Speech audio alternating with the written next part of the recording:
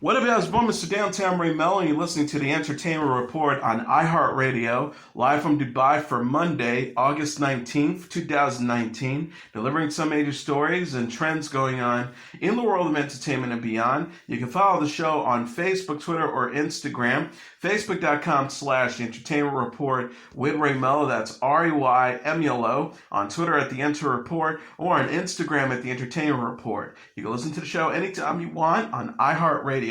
Just go to iHeart.com or your iHeart phone app, search for The Entertainment Report, and it'll take you to the page. I hope everyone had a fantastic weekend.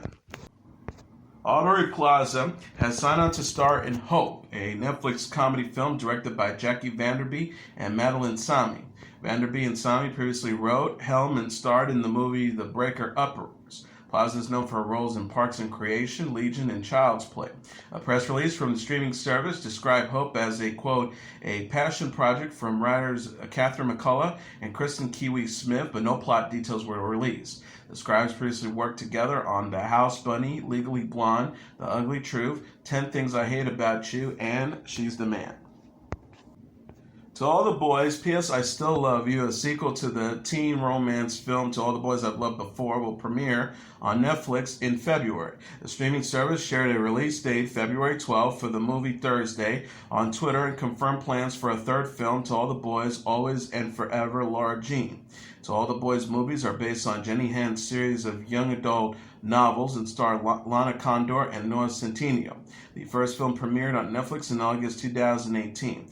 To All the Boys, P.S. I Still Love You will feature a love triangle between Laura Jean Cuffe, played by Condor, Peter Kaminski, played by Centineo, and a new character, John Ambrose McLaren, played by Jordan Fisher.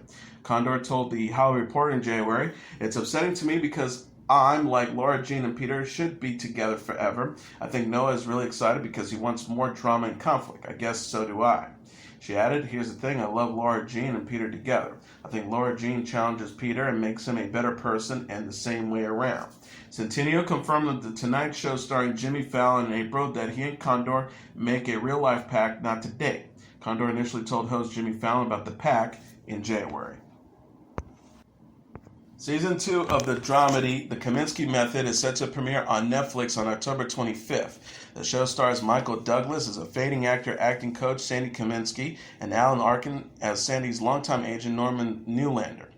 The press release says the season Sandy meets and bonds with his daughter's new boyfriend, played by Paul Reiser, who is uncomfortably close to Sandy's age. Meanwhile, Norman reconnects with an old flame from his youth, played by Jane Seymour, and after 50 years, they decide to start again. Nancy Travis and Sarah Baker also co-star. Season 1 of the show was nominated for 3 Emmy Awards. Michael Macfadyen, Cyan Clifford, and Michael Sheen have signed on to star in the fact-based miniseries Quiz. Set in 2001 and directed by Stephen Frears, the 3-part drama is to air on ITV in Britain and AMC in the United States. It will tell the extraordinary and sensational story of how Charles and Diane Ingram attempted an audacious heist on the quiz show Who Wants to Be a Millionaire, a press release says. Macfadyen and Clifford will play the cheating couple, while Sheen will play the game's show host, Chris Tarrant. The miniseries ensemble will also include Mark Bonner, Helena McCory, Michael Gibson, and Elysium B. The program was written by playwright James Graham. Polly Hill, the ITV's head of drama, said in a statement Friday, I'm delighted to be bringing James Graham's wonderful play Quiz to screen on ITV. It's testament to James' brilliant script that Stephen Frears is directing, which together with Left Bank Pictures producing, promises to deliver a very special drama. It's an extraordinary and thoroughly British story, and it's going to be a real treat for our audience. The mystery drama Elementary wrapped up its 7th and final season on CBS Thursday night. The show stars Johnny Lee Miller and Lucy Liu as contemporary New York sleuths and platonic roommates Sherlock Holmes and Joan Watson. Aidan Quinn plays New York Police Department Captain Tommy Gregson, and John Michael Hill plays Lieutenant Marcus Bell, the private detective's associates. The finale covers several years and shows Holmes had faked his death and went on to solve crimes around the world, while Joan stayed in New York, continuing to work as a consultant, raising her adoptive son and battling cancer. The episode also reveals the off-screen death of Sherlock's nemesis, Jamie Moriarty, played by Natalie Dormer. It ends with the pair sharing a rare hug and returning to work with Bell, who has been promoted to captain. Peaky Blinders will premiere its fifth season in October. Netflix shared a release date, October 4th, and promo photo for the season Friday on Twitter. The still shows gangster turned parliament member Tommy Shelby, played by Cillian Murphy, skirting a crowd of people on a street. Netflix says the season begins with the Wall Street crash of 1929. It states, Peaky Blinders Season 5 hits Netflix on October 4th at Sam Claflin and Anya Taylor-Joy, Brian Gleason, Kate Dickie, and Emmett Scantlin join the cast as the characters' lives are thrown into turmoil by the financial crash of 1929. Peaky Blinders released a first Season 5 trailer in July that shows Thomas meeting Oswald Mosley, played by Sam Claflin, a charismatic politician. Mosley was a real-life parliament member who became the leader of the British Union of Fascists. Murphy and Claflin discussed Tommy and Mosley's dynamic at the Season 5 premiere in July.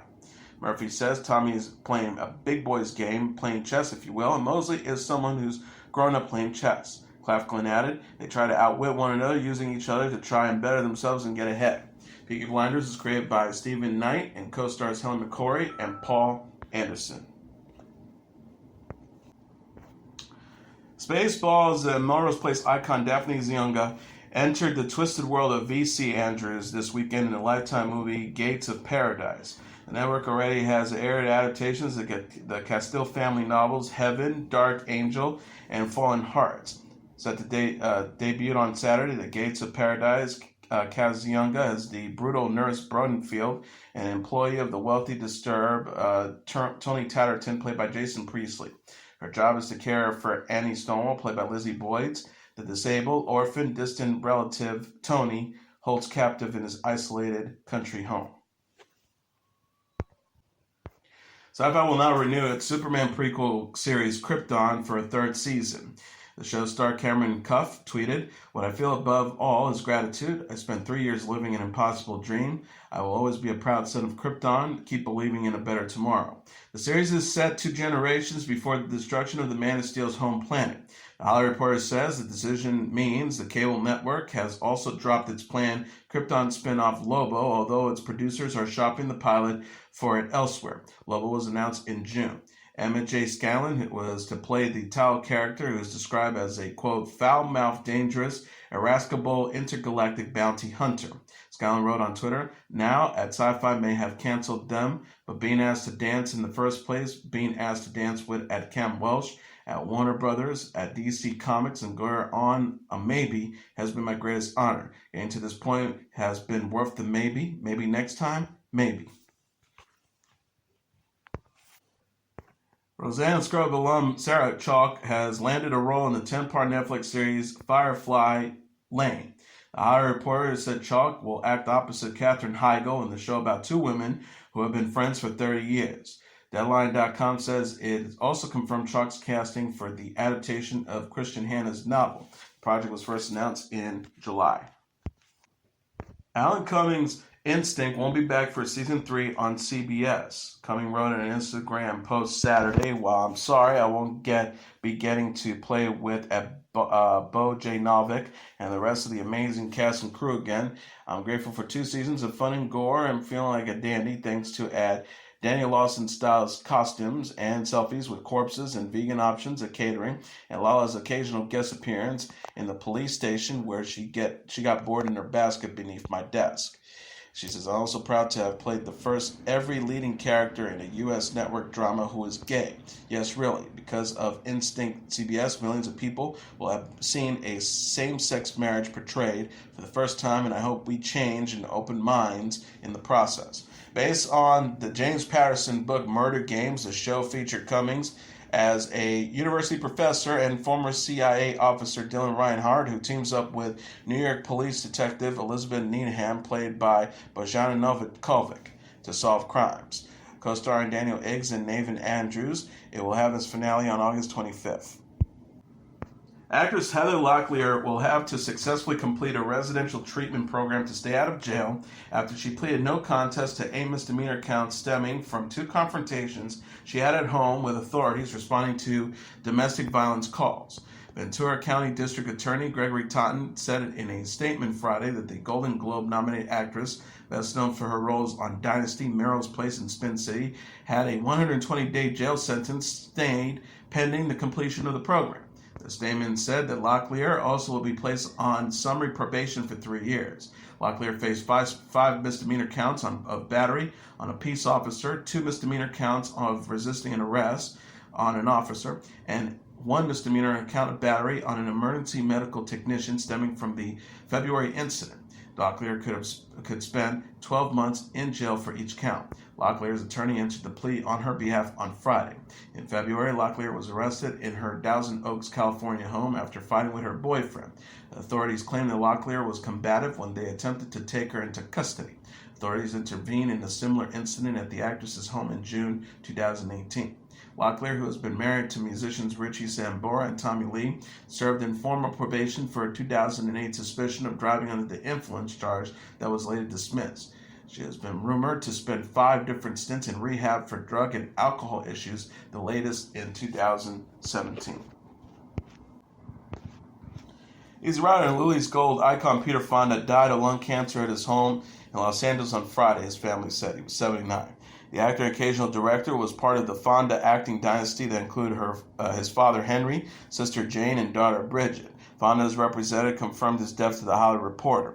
His family said in a statement to People.com, "It is with deep sorrow that we share the news that Peter Fonda has passed away. The official cause of death was respiratory failure due to lung cancer. In one of the saddest moments of our lives, we are not able to find the appropriate words to express the pain in our hearts. As we grieve, we ask that you respect our privacy." Jane Fonda said in a separate statement to Variety, "I am very sad. He was my sweethearted baby brother, the talker of the family. I've had beautiful alone times with him these last days." He went out laughing. Fonda's other credits include The Boundaries, Ghost Rider, The Maldonado Miracle, Wild Hogs, The Limey, Escape from L.A., 3:10 to Yuma, Bodies, Rest in Motion, Dead Fall, The Runner, The Wild Angels, Future World, Cannonball Run, The Trip, and Dirty Mary, Crazy Larry. He also penned the 1998 autobiography Don't Tell Dad, a memoir. Fonda was 79.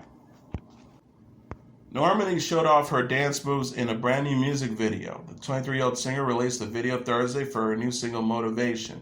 The Motivation video opens with the girl playing a young Normani as she watches the BT Countdown Show 106 in Park. She imagines the host announced her as having the #1 video in the world right now. Normani also pays tribute to Beyonce, Britney Spears, and other 1990s and 2000 icons in the video. She wears a white tank top and denim shorts at one point that resembles Beyonce's look in her Crazy in Love video. The singer tweets, "Motivation out now, still screaming, crying of all of it." Ariana Grande was among those to praise Motivation's online. Grande co-wrote the song with Normani and Max Martin. Grande tweeted, "I'm so proud of you at Normani. It's almost 6 a.m. where I am resting and my cheeks hurt from smiling, refreshing, watching a million times, enjoying this special moment. My heart is so full of you." Motivation is Normani's 5th solo single to debut since her girl group, Fifth Harmony, went on an indefinite hiatus in 2018. She last released Dancing with a Stranger with Sam Smith in January. Ringo Starr, Arlo Guthrie, Santana, and the Edgar Winter Band performed this weekend at a concert in upstate New York, celebrating the 50th anniversary of the Woodstock Music Festival. The event kicked off on Thursday and lasted until Sunday at the Bethel Woods Center for the Arts. Santana and the Doobie Brothers headlined Saturday's lineup, and John Fogerty played on Sunday. More than 400,000 people attended the 1969 weekend event, which featured performances by Guthrie, Richie Havens, Sweetwater, Jimi Hendrix, Crosby, Stills, Nash & Young, Joni Mitchell, Joan Baez, Santana, The Grateful Dead, Janis Joplin, Sly and the Family Stone, The Who, Sha Na Na, and Jefferson Airplane. Billboard.com reported Guthrie told the press on Thursday, "It was a great time for me. The Woodstock Festival was a celebratory end of an era. It was not the beginning of anything. It was the end of something, and it was the end of a very turbulent time that was also very wonderful." A separate star-studded anniversary event was scheduled to take place in Maryland this weekend, but was canceled in late July after permit issues and the loss of financial support led to numerous acts to back down. Scheduled to perform at that festival were Miley Cyrus, Jay-Z, the Raconteurs, the Black Keys, Santana, Dead & Company, the Lumineers, John Fogerty, and John Sebastian. Drake's Care Package is the #1 album in the United States this week. Coming in #2 on the Billboard 200 dated Saturday is Ed Sheeran's #6 collaborations project, followed by Billy Eilish's When We All Fall Asleep, Where Do We Go at #3, Little Durk's Love Songs for the Street 2 at #4, and Chris Brown's Indigo at #5. And at the top tier are NF's The Search at #6, The Descendants 3 soundtrack at #7, Lizzo's 'Cause I Love You #8, Chance the Rapper's The Big Day at #9, and Tool's Anemia at #10. Good Boys is the #1 movie in North America this weekend, earning $21 million in receipts. BoxOfficeMojo.com announced Sunday.